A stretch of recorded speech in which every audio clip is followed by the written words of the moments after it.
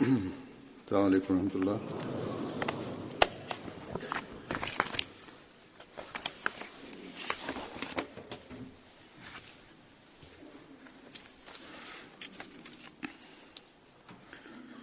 أشهد أن لا إله إلا الله وحده لا شريك له وأشهد أن محمدا عبده ورسوله أما بعد فأعوذ بالله من الشيطان الرجيم بسم الله الرحمن الرحيم الحمد لله رب العالمين الرحمن الرحيم مالك يوم الدين إياك نعبد وإياك نستعين اهدنا الصراط المستقيم صراط الذين أنعمت عليهم غير المغضوب عليهم ولا الضالين.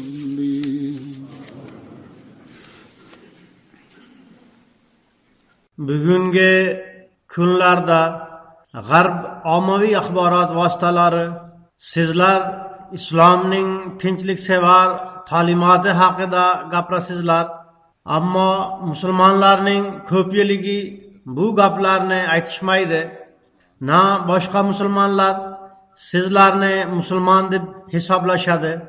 Ularning aksariyati sizlarni musulmon deb tan olishmaydi. Yana Ahmadiylarning soni ham boshqa musulmonlarga nisbatan juda oz. Shunday vaziyatda Ahmadiylar islomning haqiqiy ta'limotiga amal qilishga qanday iddao qila oladilar degan savol berishadi. Germaniyada ham ish safarim mobaynida menga xuddi bu savollar berilgan. Yana ular, agar sizlar islomiy ta'lim shu ekanligini aytsangiz, unda boshqa musulmonlarni bunga amal qilishda qanday qoyil qila olasizlar deb aytishadi. Bizning javobimiz doimo shu bo'ladiki, biz islomning qaysi ta'limoti haqida gapirsak, uni Qur'oni Karim, hadis, Payg'ambar sallallohu alayhi vasallam sunnatlaridan isbotlaymiz. Biz boshqalarni ta'sirlantirish va ularning e'tirozlarini rad etish uchun islom ta'limoti hech ham terrorizm ta'limoti emas deb asossiz gapirmaymiz. Bizning bu nuqtai nazarimiz hozirgi sharoitlar natijasi emas. Biz shu narsani isbotlaymizki, islom ta'limoti ilgaridan Alloh taolo va bandalarning haq-huquqlarini ado etish ta'limotidir. Gap boshqalarni bu ta'limga amal qildirishga undash to'g'risida bo'lsa, uning javobi shuki, Payg'ambar sallallohu alayhi va alihi vasallamning bashoratlariga ko'ra, musulmonlarning buzilgan holati davrida Masihi Maud va Imom Mahdi kelib, musulmonlarni isloh qilishi hamda boshqa dunyoga ham islomning haqiqiy payg'omini yetkazishi kerak edi. Payg'ambar sallallohu alayhi vasallamning bu bashoratlari o'z shon shavqati bilan ro'yobga chiqdi. Vaziyat shunday bo'lganda Alloh taolo Masihi Maud va Imom Mahdi alayhissalomni jo'natdi. U kelib bizga islom va Qur'onning haqiqiy ta'limoti idrokini ato etib, islomning har bir ahkomning hikmatini bayon etdi.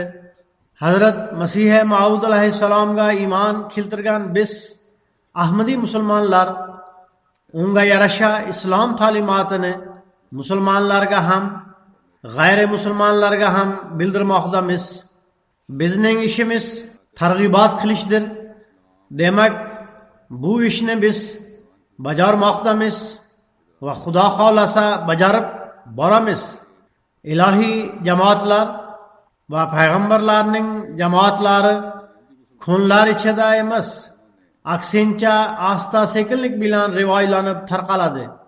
Biz ularga javoban shunday deymiz: sizlar boshqa musulmonlarni bu ta'limotga qandoq amal qildirasizlar deb aytasizlar.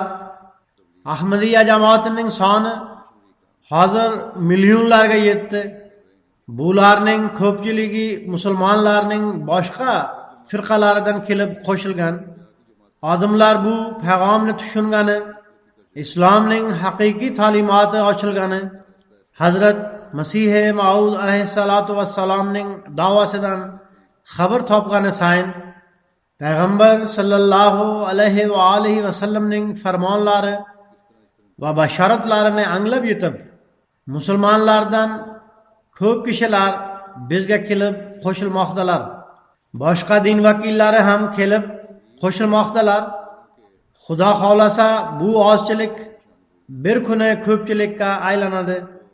Bu Alloh taolaning va'dasi bo'lib, uning amaldagi ko'rinishlarini biz har bir kuni tomosha qilamiz. Har yili 100 minglab sonda kishilar Ahmadiyya jamoatiga qo'shilishadi. Ulardan ko'pchiligi musulmonlarni tashkil etadi. Bizda sharoitlarning kamroq bo'lishi va da'vatchilarning soni ham ozligiga qaramay, Alloh taolo juda katta natijalarni chiqarmoqda. Jamoatga qo'shiladiganlarning ko'pchiligiga Alloh taolo o'zi rahnumolik qiladi. Chunonchi tushlar orqali ko'p kishilarga Hazrat Masih Maud alayhissalatu vassalom va jamoat tanishtirilgan hamda u zotning haqqoniyligi ularga oydinlashgan. So'ngra bir uzoq muddatdan keyin o'z tushlarini eslab bayt ham qiladilar. Ba'zi kishilar bu tushlarini bolaligida, ba'zilar yoshligida, ba'zilari uzoq muddat oldin ko'rgan bo'ladilar. Ba'zilar esa dastlab jamoat bilan tanishib, keyin istixora qilishadi va Alloh taolaning rahnumoligi sabab jamoatga qo'shiladilar. Ba'zilar targ'ibot orqali jamoatga qo'shiladilar. Shu jumladan da'vatchilar, mahalliy da'vatchilar, ulardan tashqari radio va telekanal ham o'z hissasini qo'shadi. Demak, bu payg'amni eshitib, Alloh taolo ularning ko'kraklarini ochib qo'yadi. Ba'zilari shundayki, ular jamoatga muxolif kishilarning qarshiligi va uning oqibatini ko'rib, Ahmadiyyatni qabul qilib oladilar. Ba'zilarga Alloh taolo nishon alomatlar ko'rsatadi. Demak, muntazam jamoat tutilmagan, u zot alayhissalom da'vo qilmagan va u zot alayhissalatu vassalomni nihoyatda oz kishilar tanigan 1883-yillarda Alloh taolo u zot alayhissalomga men senga izzat ehtirom ato etaman. Kataballohu la'aglibanna ana va rusuli. Ya'ni men va mening payg'ambarim g'olib chiqamiz. La mubaddila li kalimatihi.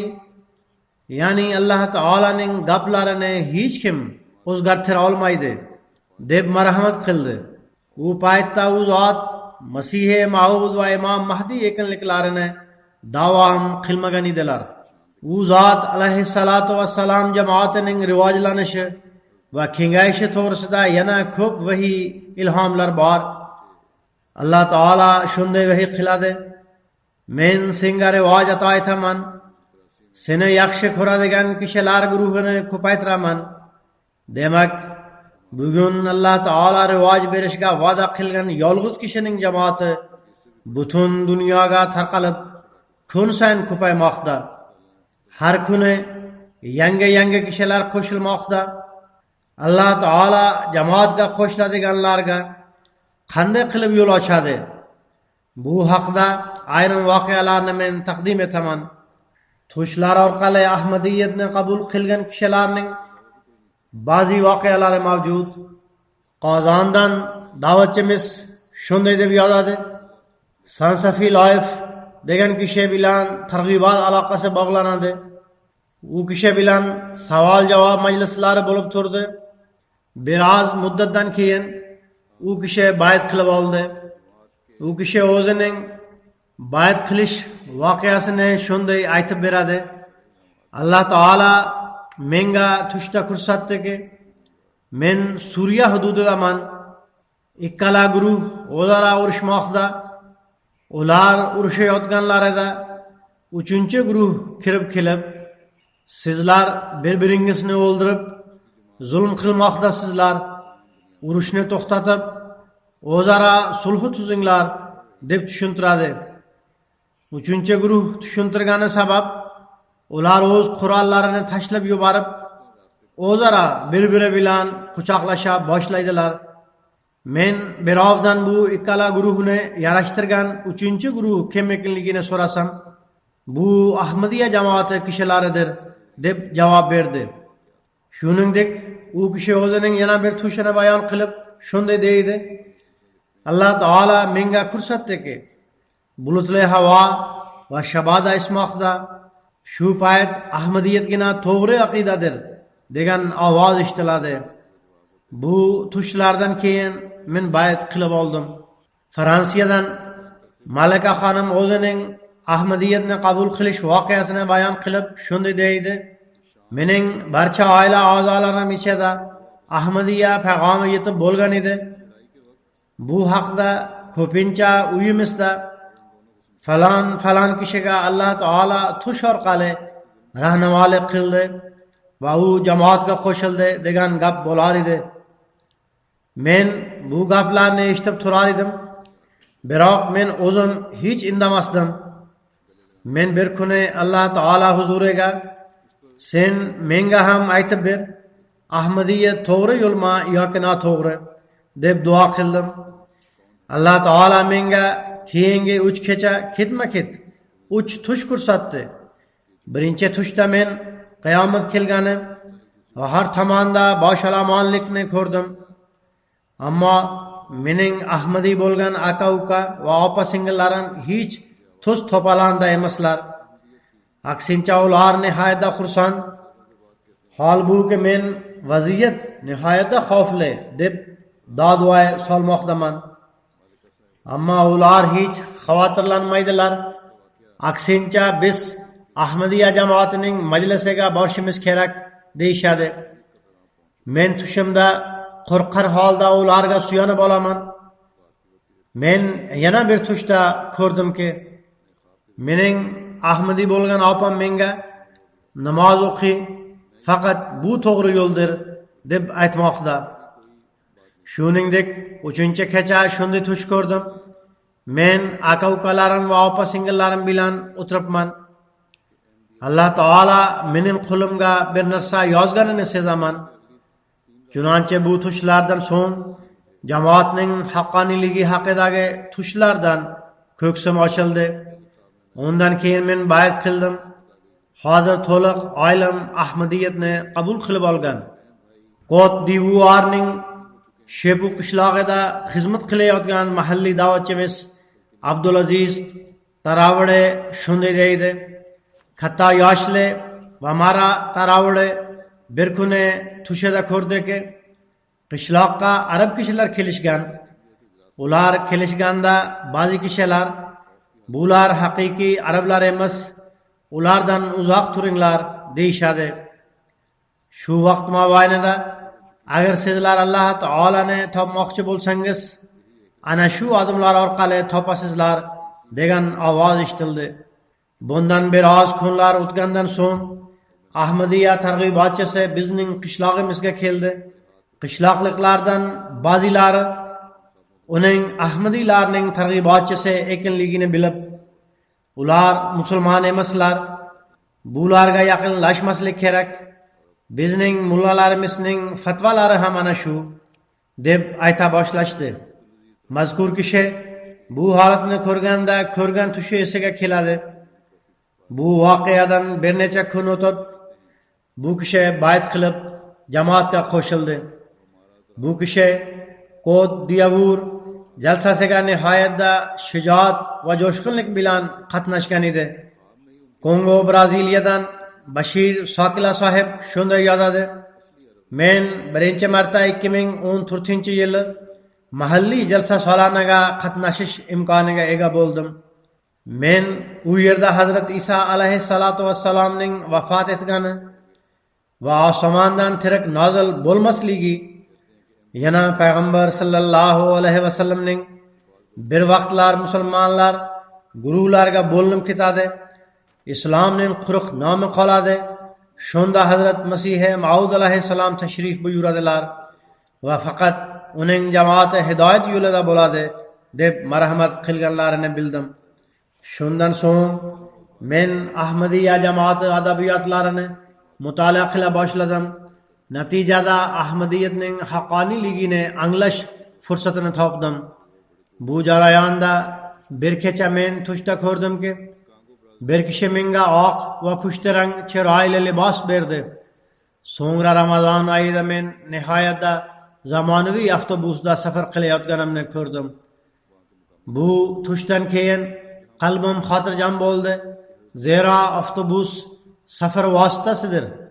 Shuning uchun men qaysi yo'lga tushgan bo'lsin, u nihoyatda a'lodir. Demak, bu tushdan keyin men Ahmadiyatni qabul qildim. Qirg'iziston jamoatidan yangi bayt qilgan Ishalin Ramil sohib o'zining Ahmadiyatni qabul qilish voqeasini shunday bayon qiladi: Mening bir musulmon oilada tavallud topganim sababli islom men uchun yot din emas edi. Ammo men dinning maqsad muddaosini hech o'ylamagandim. Men ishlaydigan joyimda Qirg'iziston jamoatining prezidenti bilan uchrashdim. Turli mavzular to'g'risida gaplashib turdik. Din haqida u bilan gaplashganimda uning gaplaridan asta-sekin islomning haqiqati menga oshkor bo'la boshladi. Men bugungi davrdagi musulmonlarning haqiqiy islomga amal qilmayotganlarini bildim. Men u bilan gaplashib, o'z savollarimga javob topa boshladim. Men javoblarni Qur'oni Karim, payg'ambar sallallohu alayhi vasallamning sunnatlari, hadis kitoblari, Hazrat Masih Maud alayhissalatu vassalam kitoblari va Ahmadiyya jamoati xalifasining xutbalari yorug'ligida kuzata boshladim. Shuningdek, men birinchi marta Qur'onni o'qiy boshladim. So'ngra men bir kuni bayt qilishga iroda qildim. O'sha kuni kechasi men tushda ko'rdimki, otimning do'sti bir tomonga ishora qilib, menga shunday dedi: Shu yerda bir belgi bor. Bu belgi to'g'risida hech kimga xabar qilmang. Zero terroristlar kelib, bu belgini yo'q qilib qo'yishadi. Chunonchi men borib ko'rsam, u nishon bir katta bog' bo'lib, u bog'da kapalak simon xilqat uchmoqda. Men Alloh taolaning bu nishonini qandoq yashira olamiz deb o'ylay boshlayman. Shu asnoda men qushlardek ucha boshlayman. Ramil sohib shunday davom etadi: Men tushda uchib, otim do'stlarining uyiga borganimda, ular choy ichayotgan bo'ladilar. Ular meni ko'rib, bir qush deb o'ylashadi. Men ularga qarab 3 marta Allohu akbar desam, ular qush qanday gapira oladi deb xavfsirashadi. Chunonchi men osmon tomon qarab uchib ketaman. Osmonga qarab uchib ketayotganimda qushdan farishtaga aylanaman. So'ngra yer tomon qarasam, barcha kishilar o'lib ketishgan. Hech kim tirik emas. Men o'z uyimga uchib qaytib kelaman. Uyga kirish bilanoq uyg'onib ketaman. Bu tushdan keyin men Alloh taolo menga kuch-quvvat ato etdi deb bayat qilib Ahmadiya jamoatiga qo'shildim. Misrdan Abdul Hadi janoblari shunday deydi: Ahmadiya to'g'risida bilishdan uzoq muddat oldin men tushda ko'rdimki, bir vayrona va dahshatli yo'ldan noma'lum manzil tomon ketmoqdaman. Shunda bir solih kishi kelib, meni bu yo'ldan qaytarib, yangi yo'lga solib qo'yadi. Hayratlanarlisi shuki, men hech qanday qarshilik bildirmayman. Rozilik bilan solih kishi solgan yo'ldan yura boshlayman. Bunga sabab shuki, uning hamdardlik muomalasidan meni oqibati yomon yo'ldan saqlab, oqibati yaxshi va ezgulik yo'liga solganini his qilaman. Bu yo'ldan yurib, biroz vaqtdan keyin balandroq joyga yetib borib, eski yo'lim tomon qarasam, u yerda bir zolim kishi ba'zi odamlarni zo'ravonlik bilan xizmat qildirayotgan bo'ladi. Shunda men o'ylaymanki, agar solih kishi meni bu yo'ldan qaytarmaganda edi, men ham bugun boshqa odamlar singari uning zulmiga duch kelar edim. Tushimda menda shunday o'y paydo bo'ldiki, bu solih inson ehtimol Alloh taolaning payg'ambari Musa alayhissalomdir.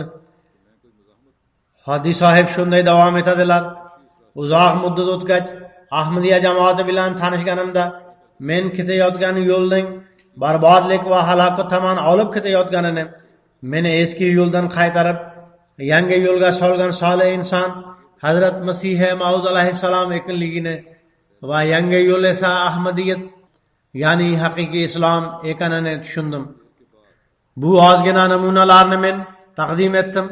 Ulardan ba'zilari Rossiyaning sobiq o'lkasi bo'lgan Qirg'iziston hamda Qozon, Yevropaning ba'zi mamlakatlaridan, ba'zilari esa G'arbiy Afrika, ba'zilari Markaziy Afrikadan, ba'zilari arab davlatlaridandir. Turli mamlakatlarga mansub turli tillarda gapiradigan kishilarga bir xilda rahnamolik bo'lmoqda. Buni kim qilmoqda? Bu rahnamolikni albatta Alloh taolo qilmoqda. Zero u men seni qalbdan sevadigan guruhingni ko'paytiraman deb marhamat qilgan edi. Yana Marokashdan Shukr ismli bir Ahmadiy o'zining bayat voqeasini shunday yozib yuboradi. Ahmadiyat bilan tanishgan ilk kunlarimda men arablar bilan uchrashuv dasturini tomosha qilar edim. Men tushda ko'rdimki, 4-xalifa rahimahulloh taolo tog' cho'qqisiga tomon boradigan yo'ldan yurmoqdalar. U zot oppoq rangli pokistoncha libosni kiyib olganlar. Men u zotning orqalaridan yurib tog' cho'qqisiga yaqin yetib boraman. U yerda bizga tog' cho'qqisining u tomonidan yarqiroq nur ko'rinadi. U bomdod vaqtidagi yorug'dek ufqqa yoyilib ketadi. Men biroz xavfsirab sekinlashaman. 4-xalifa rahimahulloh taolo mening xavfsiraganimni sezib orqaga burilib qarasalar, men u zotning nurli chehrasini ko'rib ajoyib kayfiyatni tuyaman. Men tog'ning nima ekanligi va undan qanaqa nur taralayotganini bilmayman dedim. U zot kulimsirab shunday dedilar: mening ortimdan qo'rqmay yuravering. Alhamdulillah, xavf xatarlarga qaramay men bu toshga muvofiq arablar bilan uchrashuv dasturini tomosha qilib, huzurning orqasidan yuraverdim. Hatto Ahmadiyatni qabul qilish manzaraga yetib keldim. Men aslida Ahmadiyat bilan tanishganimdan keyin bayat qilishga qaror qilgan edim. MTA orqali xalqaro bayatga qo'shilib, bayat so'zlarini ham takrorlagan edim. Ammo qalbim xotirjam emas edi. Zero bayat so'zlari ingliz tilida bo'lib, men ularni tushunmagandim. Bunday bayat qilishdan taskin topa olmadim. Biroq mening nazdimda haqiqiy bayat Hazrat Masih Maud alayhissalomning haqqoniyligiga iymon keltirib, bayat shartlariga amal qilishga intilishdir. Men bunga amal qilib yurdim. So'ngra jamoat bilan bog'langanimda Alloh taolo mening rafiqamga ham Ahmadiyatni qabul qilishga kuch-quvvat ato etdi. So'ngra ikkalamiz 2010-yilning boshida muntazam bayat anketasini to'ldirib bayat qilib oldik. Yana bir aljazoirlik doktor Hojiz Karim sohib o'z bayat voqeasini quyidagicha yozib jo'natadi. Bu kishi u yerdagi jamoatdagi majlisi omilaning a'zosi bo'lib, umumiy kotib sifatida xizmat qilmoqda. U yerdagi vaziyat sababli Alloh taolo yo'lida tutqunlikka ham olingan. Hozir ham u yerda ahvol juda og'ir. Alloh taolo ularning qiyinchiliklarini bartaraf etsin. Bu do'stimiz shunday deydi: men buzib tashlangan islomiy ta'lim va Qur'oni Karimning noto'g'ri tafsirlari sabab umuman umidsizlangan edim. Ulamolarning izohlarini eshitib, bu Alloh taolaning kalomi bo'la oladimi deb o'ylardim. Hattoki Iordaniyalik bir Ahmadiy do'st orqali Ahmadiyat hamda Ahmadiya jamoati asoschisining asarlari bilan tanishdim. Hazrat Masih Maud alayhissalatu vassalam tafsirlarini o'qishdan oldin nafl o'qib, Alloh taolo to'g'ri yo'lga boshlasin deb duo qildim. Men tafsirni o'qigan sayin ko'ksim ochilib ketaverdi. Bu kalomning haybatidan mening badanim titray boshladi. Men uning hech bir insonning kalomi emasligi, aksincha Alloh taolaning vahiysi bo'lganiga ishondim. Ammo bayat qaroriga kelishdan oldin istixora qilib tushda ko'rdimki, men do'stlarim bilan kechasi shahardan o'tayotganimda bir nur bizga ergashmoqda. Shu asnoda telefon qo'ng'irog'i chalinadi. Qarasam, unda Hazrat Imom Mahdi alayhissalomning telefon raqami ko'rinmoqda. Men qalbimda qaror qildimki, u zotga qayta telefon qilaman. Agar u zot qo'ng'irog'imga javob qaytarmasalar, haqqoniy payg'ambar bo'ladilar. Aks holda yo'q. Negadir tushimda menda shunday o'y paydo bo'ldiki, payg'ambarlar telefonga javob qaytarmaydilar. Chunonchi men qo'ng'iroq qildim. Uzoq vaqt gudoq chalinib turdi. U zot olmadilar. Shundan so'ng u zot mening oldimda shon shavkati bilan zohir bo'ldilar. Men Qur'oni Karimning oyati karimalari va auzu billahni o'qiy boshladim, toki shayton menga Imom Mahdi muomalasida shubha uyg'otmasin. Shundan keyin xavfsirab uyg'onib ketdim. Uyg'onganimda bomdod namozi vaqti edi. Men tushning haqqoniyligiga ishonib bayat qilib oldim. Oyat alomatlar zohir bo'lib, odamlarga qanday bayat vositasiga aylanadi. Bu haqda Senegaldan da'vatchilar boshlig'i bir voqeani shunday yozib jo'natdilar. Senegalning Kazamas hududidagi 3 qishloqda Ahmadiya jamoati barpo bo'ldi. Bu qishloqlarda jamoat rivojlanishini ko'rib, muxolif ulamolar va qishloq oqsoqoli birgalikda jamoatga qarshi duoibat qilishga qaror qildilar. Ular Qur'oni Karimni tilovat qilib, qo'llarini yerga urib Alloh taolo Ahmadiya jamoati va uning targ'ibotchisini halok qilsin deb duo qildilar. Ammo Alloh taolaning taqdiri shunday yuz berdiki, bu duoibatdan bir necha kun o'tib, ularning bosh imomini ilon chaqib oldi. Barcha imomlar to'planib, Alloh taolo imomni saqlasin deb duo qildilar. Biroq bosh imom qon so'qib turib, keyinchalik halok bo'ldi. Biroz kunlar o'tgandan so'ng jamoatga qarshi duoibat qilishda qatnashgan qishloq oqsoqolini ham ilon chaqib oldi. Uni saqlash uchun ham mullalar jamlanib duo qiladilar. Biroq uni haloqidan qutqarib ola olmadilar. Buni ko'rib odamlar qo'rqib ketadilar. Ular o'zlari buning barchasi Ahmadiya jamoati va Ahmadiylarning da'vatchisiga qarshi duoibat qilish natijasida yuz bermoqda deb ayta boshladilar. Ammo mullalar buni Alloh taolo qilmayapti. Aksincha ilonni jinlar yuborgan, ular odamlarni halok qilishmoqda deya boshladilar. Hali biroz kun o'tgan ediki, qishloq oqsoqolining noibini ham ilon chaqib oldi. U ham shunday vaziyatga duchor bo'lib halok bo'ldi. Shundan so'ng odamlar bizning da'vatchimiz oldiga keldilar. Da'vatchimiz esa ularning jamoatga qarshi duoibat qilganlarini bilmas edi. Biroq qishloqliklar o'zlari to'liq voqeani aytib berib, bizni saqlab oling, bizning duo ibodimiz o'zimizni tutdi, biz uchun chora ko'ring dedilar. Chunoncha da'vatchimiz ularning qishlog'iga borib Hazrat Masih Maud alayhissalomning Alloh taolo dushmanlarning duo ibodlarini o'zlariga qaytaradi va jamoatga rivojat aytadi degan chaqirig'ini aytib berdi.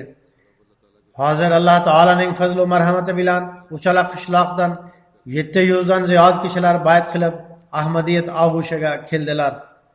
Muxoliflar o'zlari ham ba'zida ko'ngli toza kishilarga haqni tadqiqot qilish yo'llarini ochib berishadi. Shunday bir voqeani zikr etib, Burkina Fasodagi Goromu hududining mahalliy da'vatchisi shunday deydi: Pura nomli joydagi vahobiy imomining o'g'li jamoatimizning targ'ibot majlisiga qatnashdi. Unda u ko'rdiki, doktorlik qilgan g'ayri ahmadiy mulla dalillarni keltirish o'rniga Hazrat Masih Maud alayhissalatu vassalamga nisbatan gustoqlik qilmoqda. Bu narsa u kishiga qattiq ta'sir o'tkazdi. U jamoat to'g'risida tadqiqot qila boshladi. Radio orqali jamoatning targ'ibot dasturlarini muntazam eshitib bordi. Bir kuni vahobiylarga imom bo'lib ishlaydigan o'z otasidan Ahmadiya jamoati to'g'risida so'raganda, otasi Ahmadiylar musulmon emas, sen ularga yaqinlashma deb javob qaytardi. Ammo mazkur kishi muntazam radio eshitib yurdi. So'ngra bizning da'vatchimiz bilan aloqa qilib, bayt berib Ahmadiya jamoatiga qo'shildi. Otasi bu haqda xabar topib, o'z o'g'lini so'kib, uyidan haydab yubordi. Biroz vaqt o'tgandan keyin onasi o'g'liga: "Sen ketganingdan beri uyining xotirjamligi buzildi. Sen qaytib kelib, o'z oting bilan yarashib ol" deb unga qo'ng'iroq qildi. Onasining gapiga quloq solib, uyga qaytib kelganda otasi barcha qishloqliklarni to'plab, "Bu mening o'g'lim emas, u kofir bo'lib ketdi" deydi. Afrikaning rasm-rusumlariga ko'ra, otaning norozi bo'lishi o'ta yomon hisoblanadi. Shunda yangi bayt bergan o'g'li nihoyatda tashvishlanib duo qila boshladi. Bir kuni tushda ko'radiki, bir kishi unga "Najot xohlasang, Ahmadiyatda sobit qadam bo'lib tur" deb aytdi. Bu tushni ko'rgach, mazkur kishi yanada sobit qadam bo'ldi. O'z otasiga "Siz nimani xohlasangiz qilavering, men endi Ahmadiyatni tark etolmayman" dedi. Demak, minglab kilometr uzoqda yashaydiganlarning qalblarida ham Alloh taolo Ahmadiyatni mustahkam joylaganidan so'ng ularga sobit qadamlik ham ato etadi. Alloh taolo islomning haqiqiy ta'limoti orqali bir tomondan Hazrat Masih Maud alayhissalatu vassalamni o'ta sevadigan kishilar guruhini paydo qildi. Ikkinchi tomondan o'zaro ularning qalblarida muhabbatni ham yaratdi. Chunonchi mehr muhabbatning shunday voqealarini bayon qilib, Benindagi Ahmadiya jamoati amiri shunday yozadi: Parako hududida Kelle nomli qishloq bor.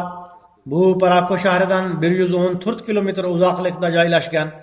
Asfaltlanmagan yo'l o'rmonlardan o'tib, umuman ularning o'rtasida joylashgan. Biz o'tgan yili bu qishloqqa borgan edik va u yerda ba'zi odamlar bayt ham bergan edilar. Joriy yil bu qishloqda daraxtlar soyasi ostida jalsani o'tkazdik. U yerga atrofdagi jamoatlarning yangi bayt qilganlarini ham taklif etdik. Markazdan borgan delegatsiya bir uzoq va mashaqqatli yo'lni bosib, u qishloqqa yetib borganida odamlar naralar tortib, nihoyatda iliq kutib olishdi. Qishloqliklarning ixlosini ko'rib, safarning charchog'i umuman barham topdi. U yerda Makara nomli jamoatning yangi bayt qilgan prezidenti o'z o'y-fikrlarini bildirib shunday dedi: "Ey odamlar, bizga hayot baxshida etgan bu yo'l haq yo'ldir. Haqiqiy islom dini bizga muhabbatni o'rgatdi. G'ayri ahmadiy imom oramizda fitna fasod solib, muhabbatni yo'q qilishga harakat qildi. Ammo Ahmadiya jamoati bizni bir joyda jamlab qo'ydi." Shuningdek, Doro nomli jamoatning yangi bayt qilgan prezidenti o'z o'y fikrini bildirib shunday deydi: "Ahmadiyat bizga haq islomni o'rgatdi. Biz jalsa solanaga qatnashdik. U yerda odam ajratish degan illat yo'q edi. Barcha qishloqliklar va shaharliklar bir joyda yig'ilgan edilar. Hech qanday janjal va talash tortishuv yo'q edi. Ahmadiyat bizga dinni o'rgatdi. Alloh taolaning fazl marhamati bilan biz namoz o'qiy boshladik. Yana bir bayat qilgan kishi o'z taassurotlarini shunday bildirdi: biz Ahmadiyya jamoatiga minnatdorchilik bildiramiz. U biz o'rmonliklarni insonga aylantirdi. Bu yerda o'g'il otaga salom bermas edi, biroq Ahmadiy targ'ibotchilar bizni shunday tarbiyalaganlarki, har tomonda endi salomlashish ovozlari yangraydi. Alloh taolo musulmonlardan ham, g'ayri musulmonlardan ham ko'ngli toza kishilarga Ahmadiyyatni qanday qabul qilib, iymonlariga mustahkamlik ato etishi to'g'risida Sierra Leone mamlakati jamoatining amiri shunday yozib yuboradi: Sierra Leone'dagi bu hududining Silo nomli joyida o'tgan yili bir yangi bayat qilgan kishi orqali jamoat tuzilgan bo'lib, biroq u yerdagi imom bu payt bayat qilmagan edi. Biroz muddat oldin u imom ham Ahmadiyya jamoatiga qo'shilish e'lonini bildirganida ayrim fitnachilar fitna tarqatish uchun u yerga yetib borishdi. Ular imom oldiga borib, siz imomlik qilayotgan masjid Malikiya mazhabiga mansub, shuning uchun siz yo Ahmadiyyatni tark eting, yo bu masjidning imomligidan voz keching dedilar. Shunda imom dedi: men o'zim uzoq muddat mustaqil izlanib mutolaa qilib Ahmadiyyatni qabul qilganman. Men imom bo'lganim uchun bu narsalarni sizlarga qaraganda yaxshiroq tushunaman. Men sizlarga xabar qilamanki, Ahmadiyyat haqiqiy islomdir. Men sizlarning masjidingiz hamda imomlikni sizlarga topshiraman, lekin Ahmadiyyatni tark etolmayman. Demak, haqqoniylikni tushunish va sinash uchun Alloh taolo aql farosat ato etgan ulamolar ham mavjud. Ikkinchi tomonda pokistonlik ulamolar bor. Ular faqat o'zlarini o'ylab, e'tiborlarini, qorinlarini to'ldirishga qaratishgan. Benindan mahalliy da'vatchimiz shunday yozadi: Tofiq ismli bir Ahmadiy kishining do'sti Bamisoro sahib nasroniylikdan chiqib Ahmadiyyatni qabul qilish imkoniga ega bo'ldi. Mazkur kishi bizni o'zining Hitti nomli qishlog'iga targ'ibot uchun chaqirib shunday dedi: butun qishloqdan agar hech kim qabul qilmasa ham, kishilar menga qarshilik qilsalar ham, men Ahmadiyman va Ahmadiy bo'lib qolaveraman hamda yolg'iz targ'ibot qilib yuraman. Yangi qabul qilgan kishilarning targ'ibot uchun shijoati biz uchun ham o'rnakdir. Ularning qishlog'iga borib targ'ibot qilganda 20 nafar kishi bayat qilish imkoniga ega bo'ldi. Biroz muddat o'tgach, Nigeriyadagi Jamia Ahmadiyyaning Bashir ismli talabasi u yerga tarbiyalash uchun yuborilganda yana 100 nafar kishi Ahmadiyyatni qabul qildi. Ahmadiylarning ko'payib ketayotgan sonini ko'rib, masjid imomi jamoatga qarshilik bildira boshladi. Har kuni ertalab jamoatga qarshi nutq qila boshladi. Biroq barcha Ahmadiylar sobit qadamlikni ko'rsatdilar. Qishloqning birinchi Ahmadiysi Bamisoro sahib shunday deydi: bu qishloqda masjid uchun jamoatga joy topilguncha mening uyim jamoat uchun hozirdir. Alloh taolaning fazl marhamati bilan biz Ahmadiylar u yerda juma namozini ham, hayit namozini ham ado etdik. Masjid imomi Ahmadiyyatning kun sayin rivoyatlanayotganini ko'rib, Bamisoro sahibning uyiga borib, uni kofir deya boshladi. Shunda Bamisoro sahib dedi: men nasroniy bo'lganimda hech kim menga islom payg'amini yetkazmadi. Hozir men Ahmadiyya jamoati sababli musulmon bo'lsam, sizlar meni kofir deb atay boshladingiz. Men Ahmadiyman va Ahmadiylikda olaman. Chunonchi imom u yerdan sharmanda bo'lib chiqib ketishiga to'g'ri keldi. Bamisoro sahib esa Alloh taolaning fazl marhamati bilan nihoyatda faol da'vatchi bo'ldi. U targ'ibot qilishga nihoyatda qiziqadi.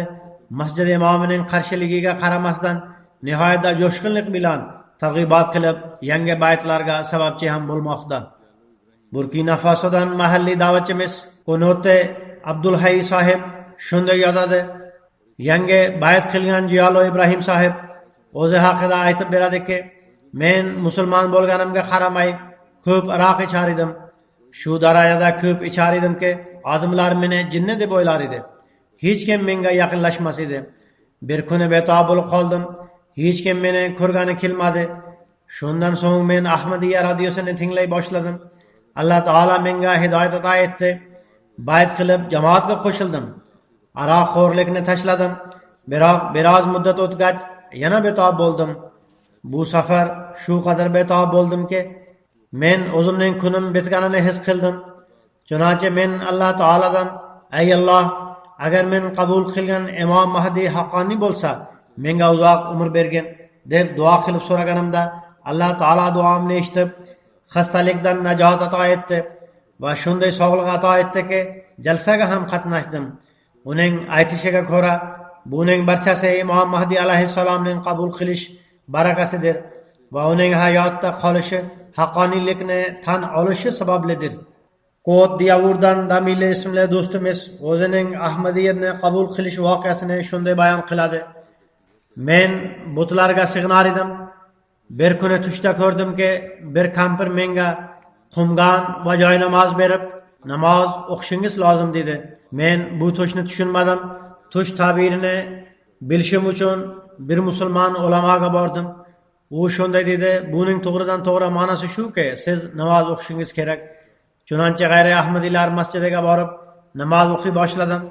Biroq hali ham e'tiborim butlar tomon qaratilib turar edi. Biroz kun o'tgach, men yana o'sha tushni ko'rdim. Kampir menga namoz o'qing dedi. Men tashvishlandimki, men namoz o'qiy boshlaganman. Unda bu tushning ta'biri nima? Shunda men akam oldiga bordim. U Ahmadiy, unga tushimni aytib berdim. Akam bu tushning ta'biri shuki, siz Ahmadiyatni qabul qilishingiz lozim dedi. Chunonchi men uning maslahatiga binoan jamoat targ'ibotchisi bilan aloqa bog'lab, jamoat haqida ma'lumot olib, bayt qilib oldim. Baytdan oldin ham namoz o'qirdim, biroq shunga qaramay qalbim butparastlikka moyil bo'lib turar edi. Ammo Ahmadiyatni qabul qilish barakasi tufayli mening qalbimdan butparastlik o'y fikrlari umuman baram topdi. Ahmadiyatni qabul qilganimdan keyin menga haqiqiy namoz ato etilib, haqiqiy Xudoning xabari topildi. Ahmadiyatning barakasi tufayli menga haqiqiy Xudo topildi. Demak, yangi Ahmadiylarning voqealari eski Ahmadiylar uchun ham ibratdir. Qozondan da'vatchimiz yozadi: Qozondagi Ahmadiya jamoati 2014-yilning iyun oyidan boshlab Farid Ibrohim sohibning do'konida Hazrat Masih Maud alayhissalomning suratini ilib qo'yib, ostida rus tilida uzoq muddatdan beri kutilayotgan Imom Mahdi kelib bo'ldi degan yozuvni yozib, u bilan birga jamoat veb-sayt manzilini ham ko'rsatib qo'ygan. Uning do'koni shaharning markaziy bozorida joylashgan. Taxminlarga ko'ra, har kuni 10 mingga yaqin kishilar bu do'kon yonidan o'tishadi. Bu tasvirni ko'rib kishilar aloqa qilishadi va shunday qilib targ'ibot uchun yo'l ochiladi. Odamlar shu tariqa ham targ'ibot uchun yo'l ochib qo'yganlar. O'tgan kunlarda bir pokistonlik Ahmadiy o'z biznesi uchun u yerga borgan edi. U bir do'konda ilib qo'yilgan Hazrat Masih Maud alayhissalomning katta bir rasmini suratga tortib menga yubordi. Mening fikrimcha o'sha joy bo'lsa kerak. U shunday deydi: "Men u yerda turib Huzur alayhissalomning suratiga qarab turgan edim. Shu asnoda ikki g'ayri ahmadiy pokistonlik u yerdan o'tayotib to'xtab, suratga qaray boshladi. Biri ikkinchisiga shunday dedi: "Bu Qodiyonlik Mirza sohibning suratidir." Do'konda o'tirgan ayol buni eshitib, suratga ishora qilib, "Bu kishi kelib bo'lgan Imom Mahdi alayhissalomdirlar" dedi. Men shu yergacha eshitgan edim, so'ngra ketib qoldim. Demak, odamlar targ'ibot uchun shunday yo'l ochmoqdalar.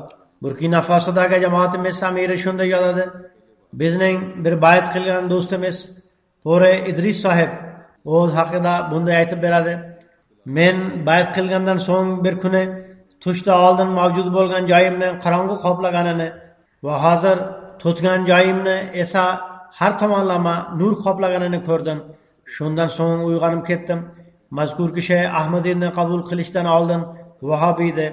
Bu tushni ko'rgach, u kishi o'z do'stlariga: agar sizlar nurni izlamoqchi bo'lsangiz, haqiqiy nur faqat Ahmadiydadir. Zero unda xilofat tizimi bor va xilofat bilan biz muvaffaqiyat qozonamiz" deb aytadi. Alloh taolaning fazl marhamati bilan Pore sohib muntazam da'vat yurgizuvchi bo'lib qolgan. Demak, Alloh taolo odamlarni islomning haqiqiy ta'limotiga tomon olib kelmoqda. Xudo xolasa bir kuni Hazrat Masih Maud alayhissalom orqali haqiqiy islom dunyoda g'alaba qozonadi. Alloh taolo har birimizga bu barakadan bahramand bo'lishi uchun muntazam da'vat qilish va bunga e'tibor qaratishga kuch-quvvat ato etsin. Namozdan so'ng men 2 g'oyibona janoza namozini o'qitaman. Birinchi janoza Qodiyondagi marhum darvish Mavlavi Manzur Ahmad Gonoke sohibning rafiqasi Xurshid Ruqiya sohibanikidir. U 2017-yilning 1-sentyabr Juma va Haji Akbar kuni vafot etdi. Inna lillahi va inna ilayhi rojiun. U kishi Hazrat Masih Maud alayhissalomning sahobasi Mirza Kabiruddin sohibning abirasi edi. Uning turmush o'rtog'i qishloq da'vatchisi edi. 1956-yili unga turmushga chiqdi. Xizmat maydonidagi turli qiyinchilik, mashaqqat va og'ir vaziyatlarda o'z eriga to'liq dastak berdi. Nihoyatda sabr matonat bilan hayot kechirdi. Marhuma namozlar va tahajjudga rioya qiluvchi, duogo'y, mehmon do'st, xilofat bilan samimiy, kambag'allarga yordam berguvchi va soliha ayol edi. MT orqali mening xutbalarimni muntazam eshitar edi. Xutba eshitishni o'z farzandlariga ham tavsiya qilar edi. Uzoq muddat betob bo'lib yotdi. Jamoat tomonidan muolaja uchun sharoitlar yaratib berilishiga qaramay yordam olmas edi.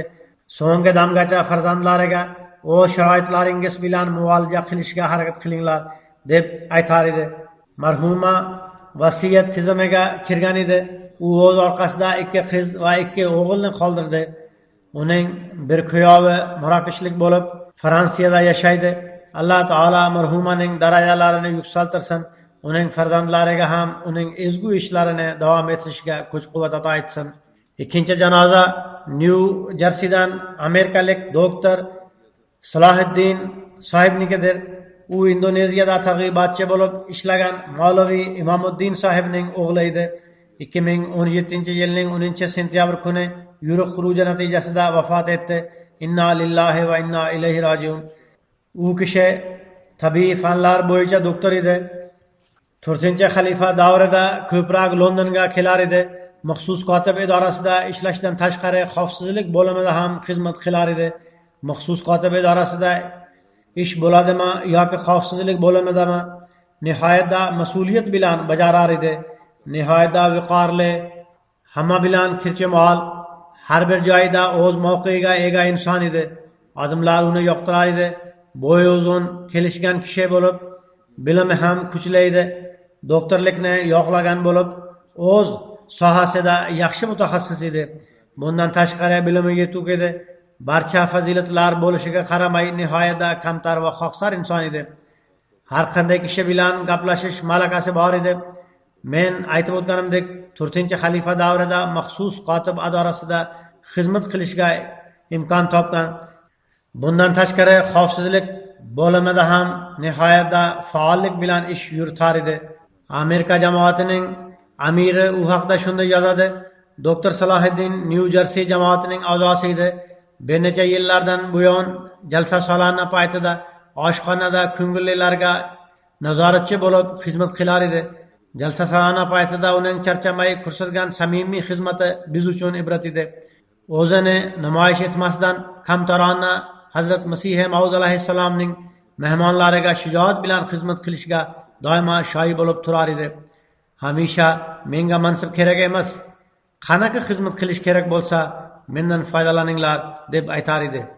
Xilofat bilan nihoyatda samimiy aloqasi bor edi. Men uni yoshligidan taniyman. Xalifa bo'lganimdan keyin ham men bilan vafoli aloqasi mavjud edi. Men unda xilofat uchun doimo mehr va muhabbatni ko'rganman. Alloh taolo uning darajalarini yuksaltirsin. Marhum uylanmagan edi. Alloh taolo uning opa-singillariga sabr matonat ato etsin. Uning ezgu ishlari Mavlavi Imomuddin sohibning farzandlarida davom etsin.